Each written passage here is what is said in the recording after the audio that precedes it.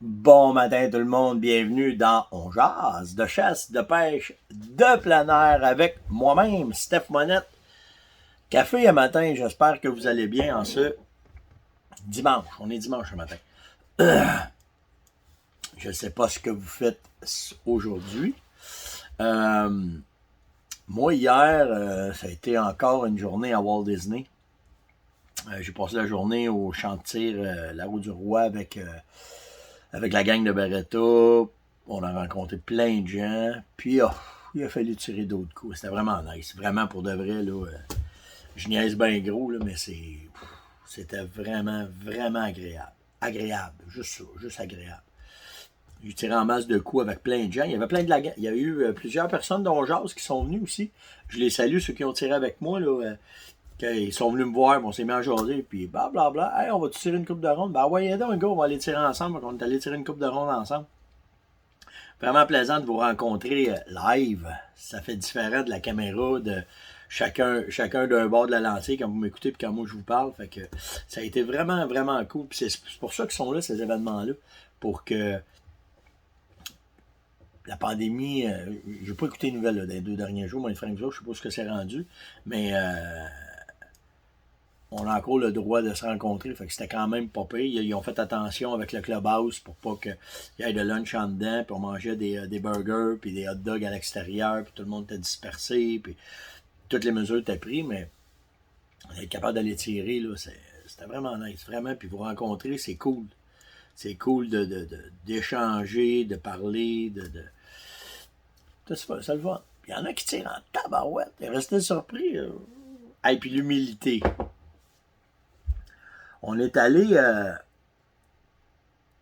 j'ai rencontré José Boilly, venu faire un tour aussi, parce que José est tireur officiel pour Benelli. Moi, je suis Beretta, puis José est Benelli. Fait que c'est la même maison. Fait qu'on on travaille pour la même famille. Fait que quand on a certains événements, on essaie de se rencontrer. Puis hier, naturellement, on est allé tirer une coupe de coups ensemble. Puis Yann, un des membres du club, puis qui travaille aussi pour l'équipe Beretta. Venez les gars, on va lui faire tirer une coupe de coups. Puis le champ de tir, de la façon qu'il est fait, les stations de pigeons d'argile, t'en as pour débutants, intermédiaires, puis tirer des balles dans les airs, mettons. Vous aviez dû voir ça. Tabarouette que c'est. Puis Yann, c'est un astique de tireur. Puis là, il nous coachait. Puis tu vois le pigeon passer, là. Pouf! Ça va dans l'autre. Pouf! Ah, si, y a-tu des plombs dans cette balle-là? C'est pas ce que je fais, là. Pouf! Ah ben, il y a un pigeon, je sais pas, j'ai tiré 2 boîtes de balles dessus. Je l'ai pogné une fois. Ça vous donne une idée, c'était malade, vraiment, là. Puis tu sais, Yann, il est tellement compétent. Il venait se placer en arrière de nous autres, puis il disait, là, on tirait, pouf, t'es en arrière. Pouf, t'es passé en avant. Pouf, t'as pas fait ton swing. C'est vraiment une belle pratique vraiment une belle pratique. Je vous le dis, là. J'ai quand même un bon coup de fusil, là, mais hier, là, c'était quelque chose. Fait qu'on a bien ri, on a eu bien du fun, puis c'est vraiment des belles journées agréables, puis on se promet bien peut-être d'en faire une officielle, là, Beretta Benelli, puis qu'on ait du fun avec vous autres, puis qu'on vous invite, puis que vous veniez voir ça, puis que il y a des terrains de camping partout en entour, puis même, je sais pas si là-bas ça pourrait marcher, mais on est après pensé à de quoi. Là. En tout cas, on a eu tellement de plaisir qu'on s'est dit que peut-être que avec avec notre gang qui nous suit, là, avec nos communautés, ça serait le fun de toutes les mixer et de toutes se rencontrer. En tout cas, on va vous en reparler. Hier, je le savais que. Tu sais, des fois, je vous dis de quoi, puis je me dis, ça marche pas ce que tu dis, mais là, tu sais, je suis dans mon roulement, puis. Quand je vous ai parlé des tirs hier de la championne olympique, là, qui tire pour Beretta, puis qui tire 800 coups par jour, là. Ma mère, elle m'aurait dit, donne-moi du change pour 100$. Parce que là, j'étais dans le champ. Fait qu'elle sait que quand je me mêle d'un chiffre, qu'elle me dit, donne-moi du change pour 100$, elle va faire de l'argent avec moi, parce que j'avais pas le compas dans l'œil pour l'argent. Là. Puis hier, c'est ce qui est arrivé quand j'ai parlé des 800 coups par jour. qu'elle se pratiquait la championne olympique qui tire pour Beretta. C'est 4 jours par semaine qu'elle fait ça. Donc, j'ai fait mes devoirs. 3200 coups semaine, multiplié par 52 semaines, ça lui donne 166 400 coups par année qu'elle tire. Il vient qu'à tirer tellement que la morphologie du visage qui accote change. C'est fou, hein? Comment est-ce que c'est? Puis on a parlé beaucoup de tir en fin de semaine. Puis le tir, c'est comme le golf, ou comme n'importe quel sport. Des fois, tu l'as, puis il y a des fois, t'es mieux d'aller au clubhouse, mettons. Comme à la chasse, des fois, tu sais, voyons, si les oiseaux sont-tu blindés, ben ça arrive, tu sais, que tu tires bien, puis d'autres journées, que tu tires moins bien. Puis on parlait de ça, que certains athlètes vont baisser leur niveau de stress en se brûlant, en se fatiguant. Ils vont pas dormir, ils vont virer à la brosse la veille, peu importe la façon qu'ils prennent, pour que quand le matin, ils arrivent pour faire des tirs, ils sont tellement smooth que pouf, pouf, pouf, ils réussissent à mieux tirer. Ça se fait surtout dans les pistolets et dans le tir à carabine. C'est malade, hein? Tous les trucs sont bons pour essayer de performer, puis celle-là, c'en est un que... Puis je pense que le comité olympique est après justement vérifier. Je viens de voir un Giacalo. Je pense que le comité olympique veut travailler là-dessus, en tout cas, pour changer un peu la façon de faire. J'ai eu une discussion avec quelqu'un justement à propos des cottontails, là, des lapins qu'on voit partout. Là. Il est à préparer une grosse expansion. Du sud du Québec qui a monté tranquillement. On commence à en avoir sur le nord du fleuve. Puis il commence à en avoir là. Ça va être le fun, ça va être une chasse intéressante, une belle chasse intéressante. Puis la viande de ce lapin-là est vraiment excellente. C'est un lapin sauvage qu'on appelle. C'est un vrai lapin sauvage, un cottontail. Qu'est-ce que j'ai d'autre à vous jouer ce matin? J'ai bien des sujets. On va parler d'un orignal qui bloque, parce que j'ai eu beaucoup de questions là-dessus. On va parler des slugs, les tests que j'ai faits avec ça, puis qu'est-ce que ça peut vous intéresser, puis savoir où, quand, comment. La chasse en octobre. Hey! Vous avez probablement reçu un message dans votre Messenger pour parler de l'ensemble 139. C'est le robot, on l'appelle le robot on jase. OK? Fait que soyez pas, puis inquiétez-vous pas, là. Je vous inonderai pas. Il y en a une couple qui ont été... qui m'ont dit hey, j'espère qu'on n'en sortira pas tôt de ça là-dedans, de toi, Steph. Non, inquiétez-vous pas, on a planifié d'en envoyer 5-6 par année. Là. C'est, quand on fait un super spécial et qu'on pense qu'il va être intéressant pour vous autres, ben on vous l'envoie, on peut vous l'envoyer directement par Messenger. Tu sais, à un moment donné, j'ai accroché le piton. Là. Ben, marketingment parlant, on s'est aperçu qu'on pouvait vous rejoindre directement avec Messenger. Mais inquiétez-vous pas, puis c'est pas impersonnel. Ça passe de mon Messenger à vous autres. Puis je suis là, c'est juste que cet envoi-là, on peut le faire juste d'une claque. On est capable de vous rejoindre tout le monde en même temps. Puis ça va servir aussi pour d'autres choses éventuellement, si on veut vous rejoindre pour les lois ou n'importe quoi. Là, la communauté est grande, on a une belle communauté d'au-delà de 40 000 personnes, là, fait qu'on va l'utiliser. Puis là, ben, cette fois-là, on l'utilise sur le côté marketing pour la Fermona. Ah oui, je me suis fait poser une couple de questions sur... tu parles pas beaucoup de pêche hein, cette année, j'ai pas le temps. Puis, c'est pas que j'aime pas ça, c'est que on jase, c'est le feeling de où est-ce que je suis rendu dans ma saison. C'est pour ça que je suis capable de vous parler tous les matins. Puis là, ben, j'étais allé à la pêche un peu au printemps, je vous en ai parlé, je parlais d'une couple d'affaires que j'utilise, mais après ça, j'ai pas eu le temps d'y retourner. Puis là, puis si je vais à la pêche, je vais prendre le meilleur du meilleur pour être capable de récolter du suite, ben, de ramasser du poisson, pour avoir du plaisir. Fait que, vu que le temps me manque, je n'irai pas passer du temps sur l'eau pour passer sur l'eau. Sur l'eau, il faut que je travaille.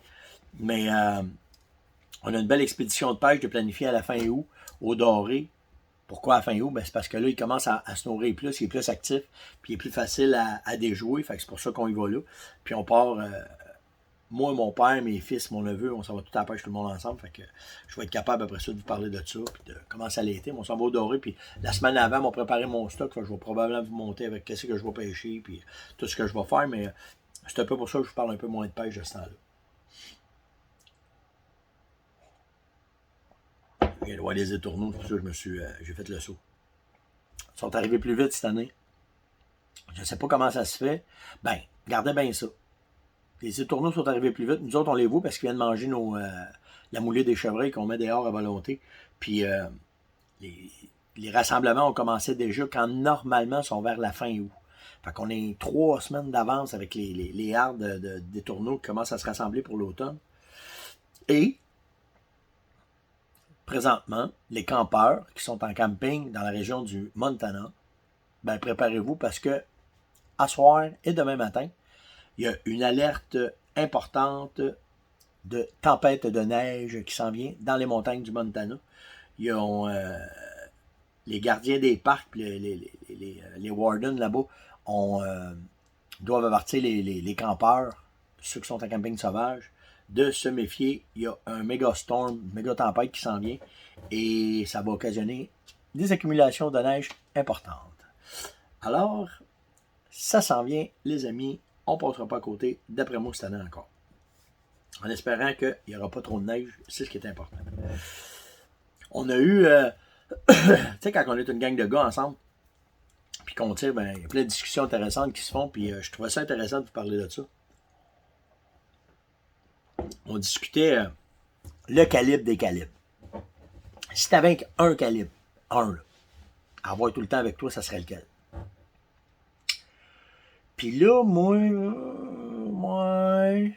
le calibre juste un pour chasser le gros, le petit, le moyen, gibier. Moi, ça serait le calibre 12. Hein? Avant une 330-06, ce serait un 12. Puis j'ai eu ma leçon, à un moment donné, j'ai guidé un Européen au chevreuil. Puis le monsieur chassait partout dans le monde. Puis j'ai un ami qui m'a conté la même anecdote que lui aussi avait d'un autre monsieur qu'il avait rencontré.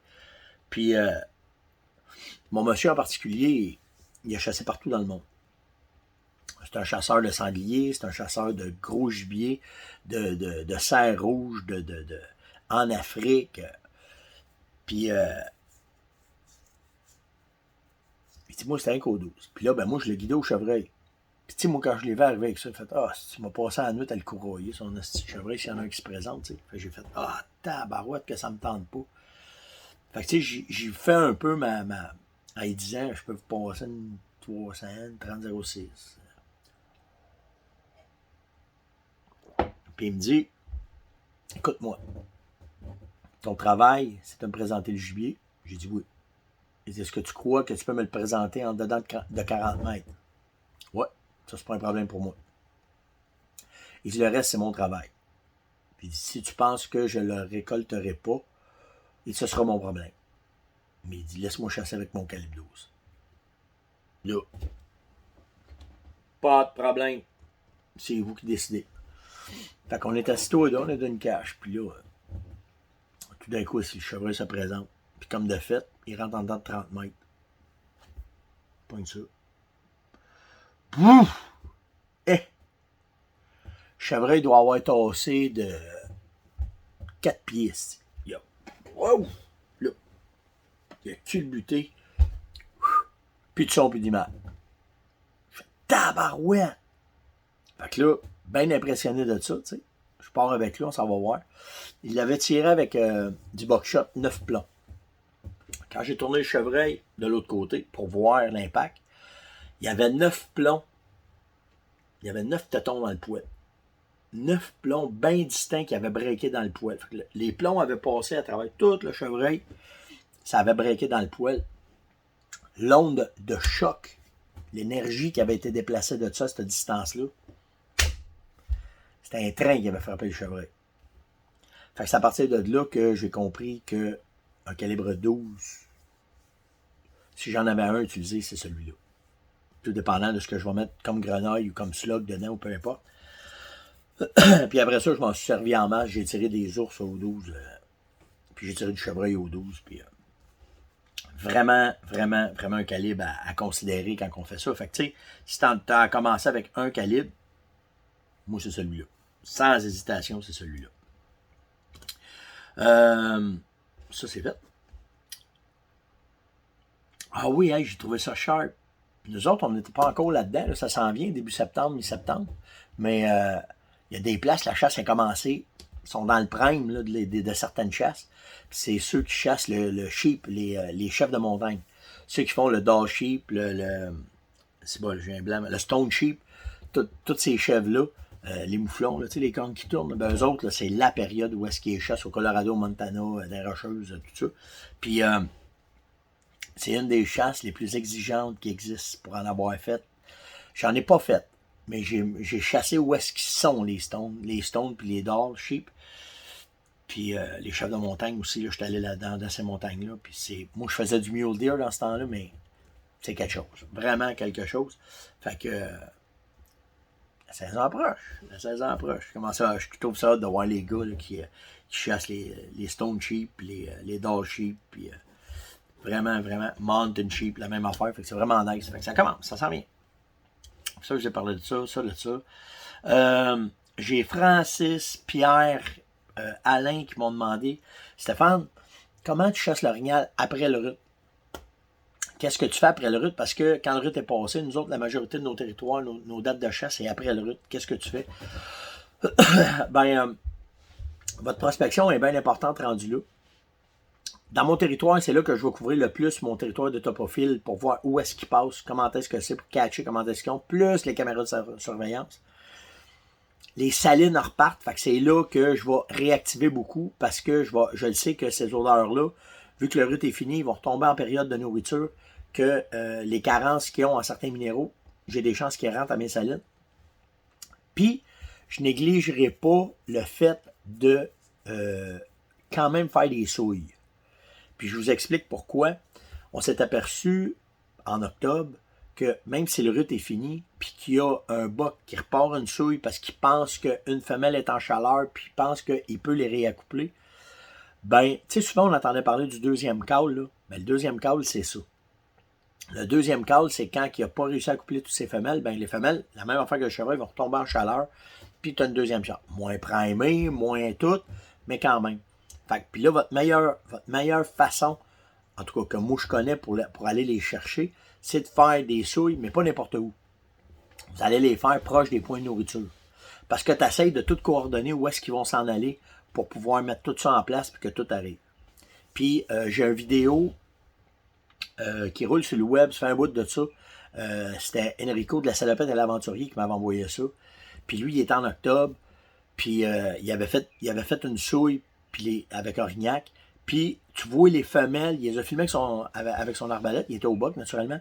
Puis il voit les femelles se rouler, ils repartent le phénomène, ils n'ont pas été accouplés. 2 jours après, il a récolté un boc à cette place-là. 2 ou 3 jours, une journée, je ne me souviens pas, là, ça fait trop longtemps, là, mais il a récolté. Puis c'est là qu'on s'était dit, OK, cette technique-là va fonctionner à certaines occasions. Puis après ça, on l'a répété à plusieurs fois, puis ça a fonctionné.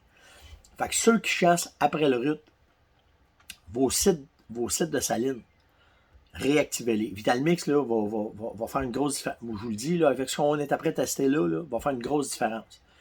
Puis après ça, l'autre affaire, c'est quand vous trouvez des points de nourriture où est-ce qu'ils peuvent se nourrir, faites des fausses souilles. Fait que c'est là que vous allez avoir des chances qu'ils vont revenir, que vous allez les trouver. Puis vous allez peut-être même avoir des chances que si vous rentrez dans la bulle de ce boc-là, vous allez être capable de le faire rentrer sur le cadre puis de le sortir sur le cadre. Parce que c'est ceux qui sont moins excités, mais n'empêche que tu es capable quand même de sortir ton épingle du jeu à cette date-là quand ça arrive. Il faut que vous compreniez qu'un boc, que ce soit un boc chevreuil, un orignal, si on manquait l'accouplement et qu'il y a une femelle qui peut se présenter en étant en chaleur ou qu'il y a un setup, il va redevenir en mode accouplement parce qu'ils ne veulent pas manquer leur coup. Ils ont une fois par année qu'ils peuvent s'accoupler puis ils ne veulent pas manquer leur shot. Puis s'ils ont une chance 2 fois, pas plus fou qu'un autre, ils vont le prendre. Hein? Fait que c'est ça que je fais, c'est de cette façon-là que je vais travailler. Je colle pas, par exemple. Je vais vraiment travailler leur nez, puis je vais vraiment travailler leurs habiletés. Puis le matin, je vais les chercher. Je vais faire probablement mes souilles. Puis le soir, je vais m'en aller ces salines. Puis si je vois que le matin sont ces salines, ben là, je vais complètement shifter ma façon de chasser pour être là quand ils sont là. Puis ça, ben, c'est les caméras de surveillance qui vont pouvoir vous aider en prospectant puis en voyant où est-ce qu'ils sont puis qu'est-ce qu'ils font. Ça va vous donner cette chance-là. Fait que c'est un peu la façon que je chasse en octobre. Nicolas, m'a demandé, je pensais que j'ai oublié son nom. Nicolas m'a demandé, quand tu chasses avec un 12, les slugs, t'as-tu des préférences? Parce que j'ai fait des tests, puis j'ai certaines slugs qui n'ont pas parti. Quand tu as une slug qui part pas, ça veut pas dire que c'est la compagnie qui est pas bonne, ça peut être l'entreposage qui a été fait ou le nombre de temps que le magasin l'avait en magasin. Puis ça, faut que vous compreniez que c'est pas une chasse qui est populaire. Elle commence, là, mais c'est pas populaire. Fait que les slugs, des fois, ils peuvent traîner ces tablettes un bout. Fait que vérifiez les numéros de lot, puis vérifiez les dates sur les boîtes. OK? C'est une boîte qui date de 8-10 ans. Passe à côté, prends-en un autre. OK? Si naturellement il règle ça, t'as pas le choix. Mais j'ai fait pas mal de tests avec, avec un Benelli pour un slugger, là, vraiment pour le chevreuil. Puis les deux munitions qui s'étaient vraiment, les deux balles de slug qui s'étaient vraiment démarquées, c'était Fédéral qui les faisait. C'était la True Ball puis la Vital Shock. Ces deux munitions-là groupaient impressionnellement over 60 verges, puis très, très, très précises. Pour avoir essayé de la Remington, de la Winchester, j'ai essayé de la Rio, je les avais toutes essayées, là. Mais la Fédérale, là, la Premium, la True Ball puis la Vital Shock, c'était deux munitions que j'avais bien aimées pour la précision, puis pour la fiabilité. Mais comme je vous dis, la fiabilité, ça ne veut pas dire que c'est la compagnie. Ça veut dire des fois, c'est l'entreposage, comment est-ce qu'elle est faite. C'était le On Jase de ce matin. Je n'ai pas eu le temps de passer tous mes sujets, mais c'est pas. Hey, j'ai oublié de vous dire au début, likez, partagez, invitez, mais likez surtout. Fait que là, je vous le redis. Likez, s'il vous plaît. Juste en bas à gauche, là, allez liker. Si vous êtes sur YouTube, ben, je vous invite à vous abonner à ma chaîne, à cliquer sur ce petit carré rouge à droite, à gauche, à droite. Ça se promène. Puis ceux qui sont pas, vous n'êtes pas abonnés à Coach de chasse, faites juste taper dans l'onglet en haut de recherche là, de votre logiciel Facebook, puis faites juste faire Coach de chasse Steph Monette, puis venez vous abonner, parce qu'aussitôt que je reviens de vacances, on commence beaucoup de tirages avec vous autres, puis on va l'en faire pour ceux qui sont dans Coach de chasse, puis ceux qui sont pour YouTube, parce que on veut que vous vous abonniez aux pages, puis ça va être seulement pour ceux qui se sont abonnés. Fait qu'on vous donne une chance de vous abonner avant qu'on commence les tirages, pour que vous puissiez les avoir. Puis après ça, c'est sûr qu'il va y avoir d'autres choses pour les fans qui nous suivent, mais allez vous abonner. Vous allez voir, vous ne serez pas déçus des cadeaux qu'on va faire. Likez, partagez, invitez, s'il vous plaît. C'est notre salaire, là. Puis lâchez pas vos commentaires. C'est vraiment, vraiment nice de vous lire, de vous... vous êtes une Christie de bonne graine. Je vous le dis, là, je le dis souvent, là, mais je pense que j'ai fait le ménage. Parce qu'hier, je n'ai bloqué un autre. Mais la gang, vous êtes vraiment, vraiment nice. Là. Vraiment du plaisir à faire ça avec vous autres. Fait que passez une excellente journée. Faites attention à vous autres. Caroline s'en va dans la piscine. Peut-être aller sur d'autres coups. On se parle demain. Ciao.